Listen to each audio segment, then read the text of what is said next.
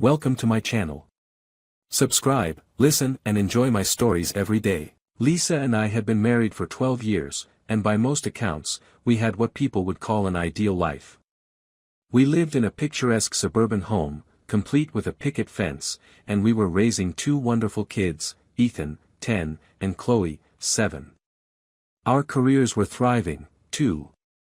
Lisa worked in pharmaceuticals, a field that was demanding but lucrative. I owned a small IT consulting business that had grown steadily over the years. On paper, we were a success story. I never thought much about the long hours Lisa spent at work. Her job was high stress, she told me often, filled with last-minute deadlines and client emergencies. Her dedication was something I admired, even if it occasionally meant dinners eaten cold and weekend plans postponed. If anything, I felt proud that we both had such strong work ethics. But over time, subtle shifts in her behavior began to trouble me. Lisa was always on her phone, more than seemed necessary, and she started to take business trips that felt unusually frequent. When I'd ask about them, she'd brush off my concerns. Networking conferences, she'd say with a distracted wave of her hand. You wouldn't believe how boring they are. I wanted to believe her. I wanted to trust her. And for a while, I convinced myself that I was imagining things. Maybe I was just being overly suspicious, reading too much into her late nights at the office and her sudden tendency to check her phone in another room. After all, we were a team, partners in every sense of the word. Lisa had never given me a reason to doubt her before. It was a Friday evening when the first undeniable crack appeared in the foundation of our marriage. I remember it clearly because it seemed so out of the blue. We were finishing dinner when Lisa announced, almost too casually, that she'd be heading out of town for the weekend. Another work trip? I asked, trying to keep my tone neutral. Yes, she replied, her eyes not meeting mine. It came up last minute. I'll be back Sunday night. I wanted to ask more questions. Where was she going? Who was she meeting? But something about her tone, the practiced calm of her voice, told me I wouldn't get any honest answers. Instead, I nodded and said, "All right. Let me know if you need anything." As she packed her suitcase later that evening, my unease grew. Lisa was humming softly to herself, a habit I hadn't seen in years. She was happy. Too happy for someone heading to what she'd always described as mind-numbingly dull conferences. After she went to bed, curiosity got the better of me. I found her phone on the kitchen counter, plugged into the charger. My hand hovered over it for a moment, hesitating. This wasn't like me. I'd never snooped on Lisa before. But something deep inside pushed me forward, a gnawing instinct I couldn't ignore. When I unlocked her phone, I saw what I had been dreading. Text messages from a contact saved simply as Jeremy. The conversation wasn't long, but it didn't need to be. The tone was unmistakable. Flirty. Familiar. And then, the dagger, "Can't wait to see you tonight. Room 305. My world tilted. My hands trembled as I stared at the screen, rereading the message as if seeing it again would somehow change its meaning. This was it. Proof. Cold, undeniable proof that my wife was cheating on me. I put the phone down and walked to the living room, sinking into the couch. My mind raced, flipping through memories of our life together. The vacations, the family dinners, the late nights we'd spent talking about our dreams for the future. Was it all a lie? Had I been blind to the signs? I stayed awake that night, replaying the past in my head. When morning came, I had a plan. I wasn't going to confront Lisa, not yet. I needed more than just a single text message. If this was going to end, it wasn't going to end on her terms. Before Lisa left for her trip, I made sure she saw nothing amiss. I kissed her goodbye, even managed to smile as she pulled out of the driveway. But the moment she was gone, I was on the phone with a private investigator. If there was more to uncover, I was going to find it. The PI, a no-nonsense woman named Sharon, assured me she could help. "Give me the weekend," she said. "If she's up to something, we'll know." The waiting was agony. I took the kids to visit my parents, as I told Lisa I would, but my mind was elsewhere. Every time my phone buzzed, my heart leapt into my throat. When Sharon finally called on Sunday evening, I felt both relief and dread. "Mr. Carter, we've got what you need," she said simply. Her tone was professional, but there was an undercurrent of pity. "I'll send over the report tonight." That night, after the kids were asleep, I sat alone in my office and opened the email from Sharon. There were photos of Lisa with Jeremy, holding hands in a hotel lobby, laughing over dinner, disappearing into a room together. There was a copy of the hotel receipt, her name clearly printed next to his. There was no denying it now. I stared at the evidence for what felt like hours. The shock was gone, replaced by a cold, simmering anger. I thought of all the sacrifices I had made for our family, the times I had put her needs above my own, and the trust one had so freely given her. And now this. But anger wouldn't help me. If I was going to confront Lisa, I needed to do it right. I needed to make sure I protected myself, and my kids, in the fallout. This wasn't just about ending a marriage. It was about taking back control of my life. When Lisa came back that Sunday evening, she was all smiles. She kissed me on the cheek, tossed her suitcase into the corner, and asked how the kids had behaved over the weekend. To anyone else, she would have seemed like a devoted wife returning home after a long, grueling business trip. But I knew better now. As she chatted with Ethan and Chloe at the dinner table, I found myself studying her. How could she act so normal, so comfortable? It was surreal, like watching a stranger wearing my wife's face. Every laugh, every word felt like a performance designed to keep me in the dark. "Did you have a good trip?" I asked, keeping my tone light. "It was fine," she replied casually, without looking up from her plate. "Long days, boring meetings. You know how it is." I nodded, swallowing my fury. She didn't know that I had seen the pictures, that I knew exactly where she'd been and who she'd been with. For now, I needed her to think everything was fine. I had more work to do before I could confront her.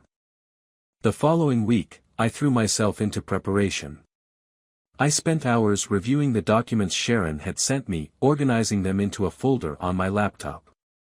I scheduled a meeting with my lawyer, a sharp, no-nonsense man named Richard who had been recommended by the PI. "You've got a strong case," Richard said, flipping through the evidence. "Especially with the photos and financial records. Judges don't look kindly on infidelity, especially when kids are involved." "What about the house? Custody?" I asked. "We'll aim for full custody, given her behavior. As for the house, it's tricky since it's joint property, but with the right argument, it's possible to keep it. It helps that you've been the primary financial provider." Hearing his confidence gave me a sense of control I hadn't felt in days. For the first time, I started to believe that I could come out of this intact. Lisa, meanwhile, seemed oblivious to the storm brewing around her. She continued with her routine, working late, attending meetings, and scrolling endlessly on her phone. I wondered if she suspected anything, but she gave no indication that she did. If anything, she seemed more affectionate than usual, as if guilt was making her overcompensate. One night, as we sat on the couch watching TV, she rested her head on my shoulder and sighed. "I'm so lucky to have you," she murmured. It took everything in me not to push her away. Instead, I patted her hand and said, "I feel the same way." The lie tasted bitter, but it was necessary. If I tipped my hand too early, she might find a way to turn the situation against me. By Friday, I was ready to make my move. I had gathered every document, email, and photo I needed. The lawyer had drawn up preliminary divorce papers, and I had secured a temporary apartment where I could stay if things got messy. All that was left was the confrontation. That evening, after the kids were in bed, I asked Lisa to join me in the living room. She came in with a curious expression, holding a glass of wine. "What's up?" she asked, sitting down across from me. I took a deep breath, then slid a folder across the coffee table. "We need to talk," I said. Her smile faltered. "About what?" "About this," I replied, gesturing to the folder. Lisa hesitated before opening it. As she flipped through the pages, her face turned pale. The photos, the receipts, the text messages, everything was there, laid out in black and white. For a moment, she said nothing. Then she looked up at me, her eyes wide with panic. "Where did you get this?" she whispered. "That doesn't matter," I said evenly. "What matters is that I know." "Mark, it's not what it looks like." "Don't insult me," I snapped, cutting her off. "I've seen the pictures. I've read the messages. You've been lying to me for months, maybe longer. Don't pretend this is something it's not." Her eyes filled with tears, and she reached for my hand. "I made a mistake," she said, her voice trembling. "It didn't mean anything. I swear, it's over."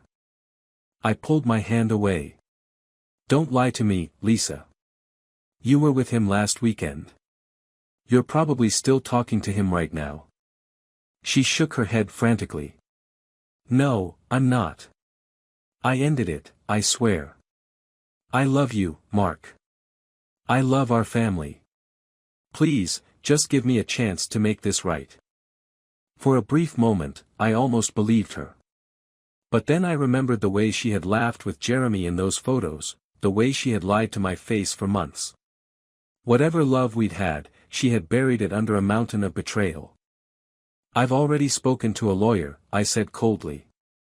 "I'm filing for divorce." Her face crumpled, and she began to sob. "Mark, please.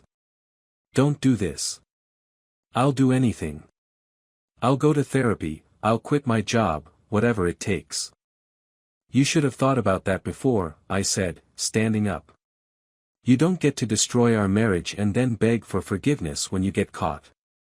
As I walked away, her cries echoed through the house. I didn't feel satisfaction or triumph, just a deep, hollow ache. I had loved Lisa once, but that love had been poisoned beyond repair. Now, all I could do was focus on protecting my kids and rebuilding my life. In the days that followed, Lisa alternated between pleading for another chance and lashing out in anger. She accused me of being cold, unfeeling, and unwilling to fight for our marriage.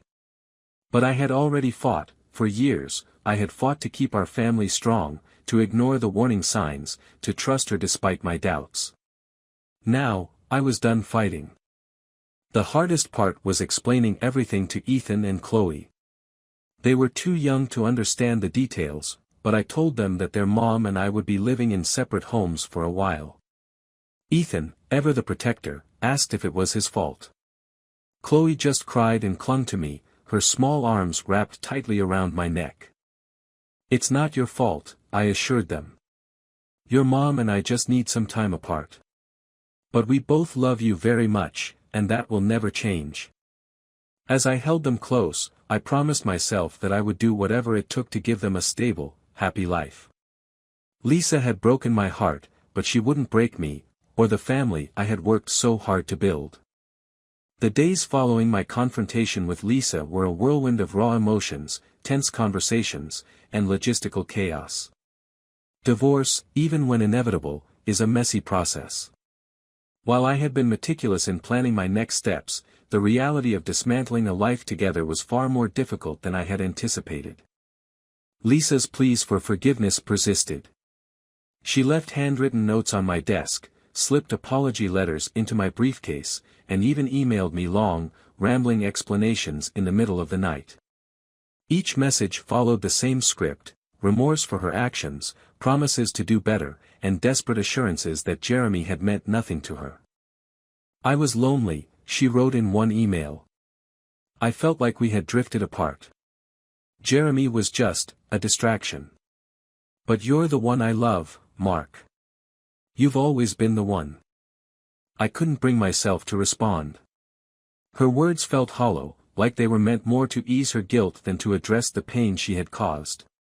And while a part of me wanted to believe her, to salvage what was left of our marriage, I couldn't ignore the betrayal that had fractured the foundation of our relationship. As I moved forward with the divorce proceedings, Lisa's behavior shifted. The tears gave way to anger, and the apologies turned into accusations. "You're punishing me," she snapped one evening as we sat at the kitchen table, discussing custody arrangements. "You're using this as an excuse to control me." "Control you?" I said, struggling to keep my voice steady. "Lisa, you lied to me for months. You cheated on me. This isn't about control, it's about consequences." She scoffed, crossing her arms. "You're acting like you've never made a mistake. Like you're perfect." I leaned back in my chair, staring at her. Mistakes are forgetting an anniversary or saying something hurtful in the heat of an argument. What you did wasn't a mistake, Lisa. It was a choice. Over and over again, you chose to betray me. Her face flushed with anger, but she didn't respond. For the first time, I saw a flicker of something other than defiance in her eyes. Shame, perhaps. Or regret. But it was too late for that to make a difference. Despite the tension between us, we both agreed that the kids needed to be our top priority. Ethan and Chloe deserved stability, even as their parents' marriage crumbled. We worked with a mediator to draft a custody schedule, ensuring that both of us would have ample time with them. It was the one thing we managed to agree on without a fight. Still, the transition was anything but smooth. Ethan became withdrawn, spending hours in his room with the door closed. Chloe, who had always been a chatterbox, grew quiet and clingy. I tried my best to reassure them, to make them feel safe and loved, but I knew that no amount of comforting words could erase the confusion and sadness they were feeling. One evening, as I was tucking Chloe into bed, she looked up at me with wide, tear-filled eyes. "Daddy, why can't you and Mommy just be friends again?" Her question hit me like a punch to the gut. I sat down on the edge of her bed, stroking her hair as I searched for the right words. "Sometimes grown-ups have problems that are too big to fix," I said gently. "But that doesn't mean we don't love you. Your mom and I will always be here for you, no matter what." She nodded, sniffling, and buried her face in her pillow. As I watched her drift off to sleep, I felt an overwhelming sense of failure. I had done everything I could to shield my kids from the fallout of Lisa's actions, but there was no escaping the ripple effects of our broken marriage. Amidst the chaos, I found myself reflecting on the person I had become over the past few years. I had always prided myself on being a good husband and father, someone who put his family's needs above his own. But had I been too focused on providing for them? Had I neglected Lisa in ways I hadn't realized? These questions gnawed at me, even as I tried to remind myself that her betrayal wasn't my fault. To clear my head, I threw myself into work. My IT consulting business had always been a source of stability in my life, and now it became my refuge. I spent long hours in my home office, tackling complex projects and meeting with clients. The work kept me busy, but it also served as a distraction from the emotional weight of the divorce. One evening, as I was reviewing a client's network infrastructure, my phone buzzed with a notification. It was a text from Sharon, the private investigator. "Thought you'd want to see this," the message read.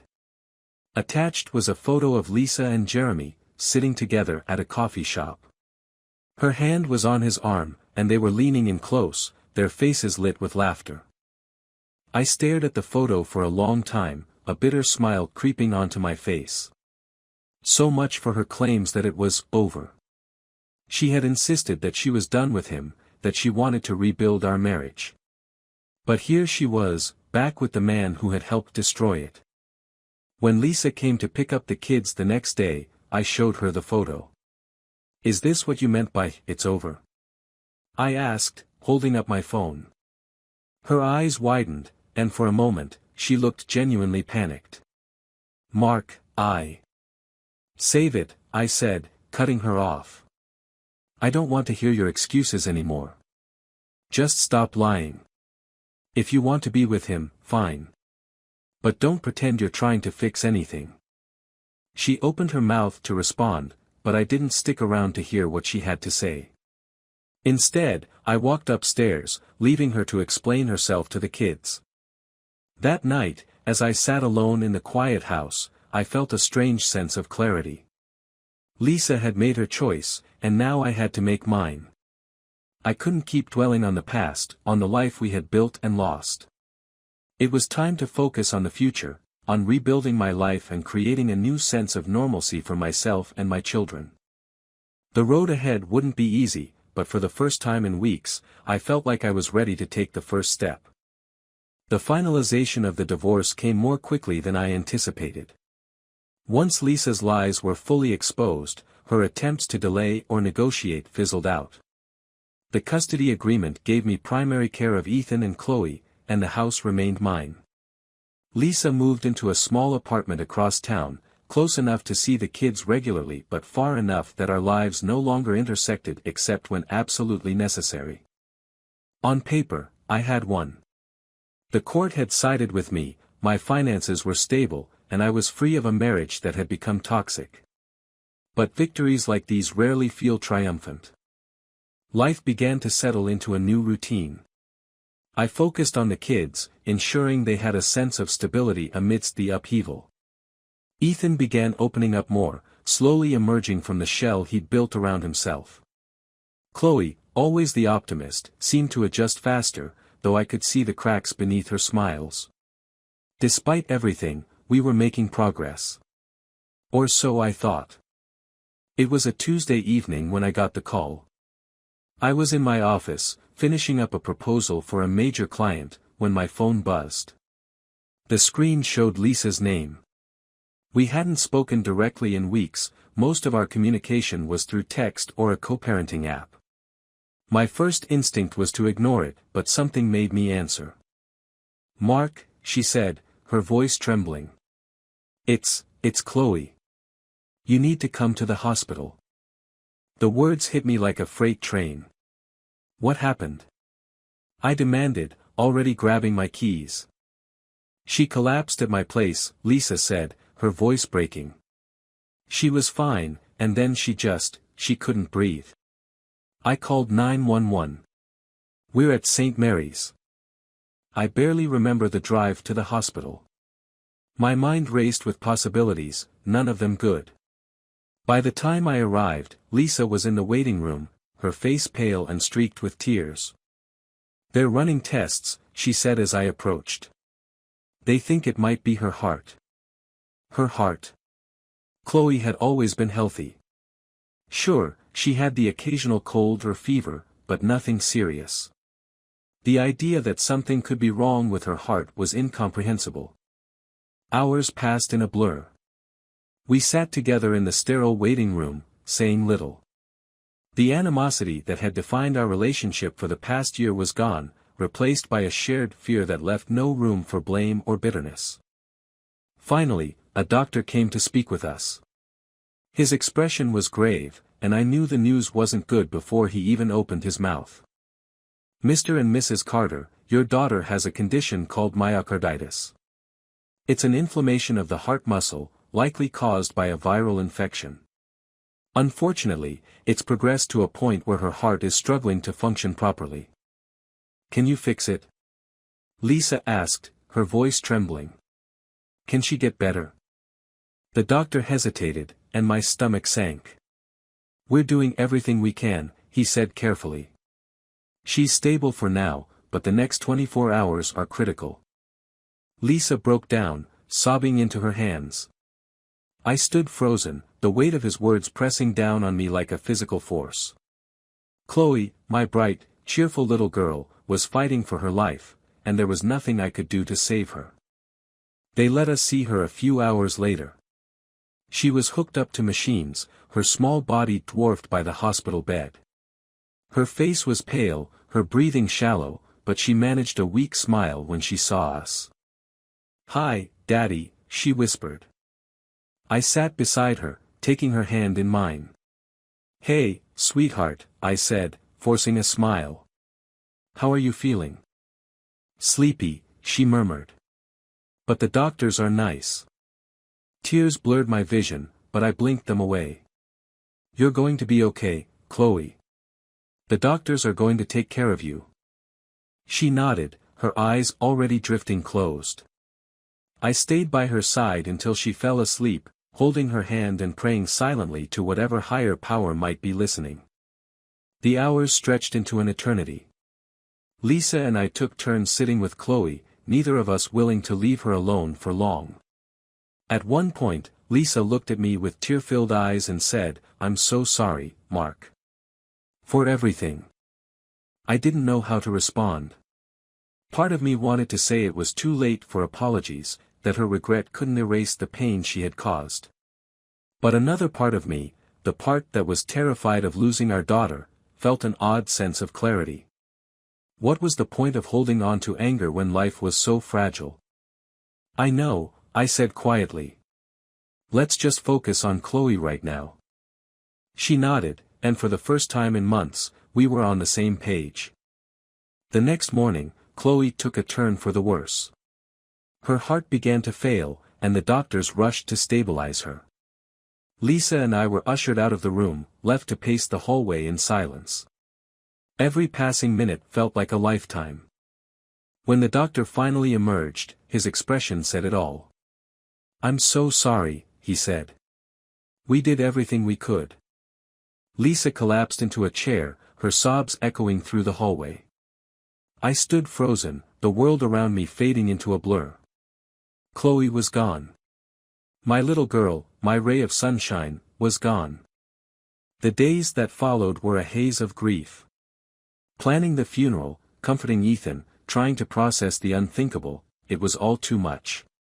Lisa and I leaned on each other in ways we hadn't in years, united by our shared loss.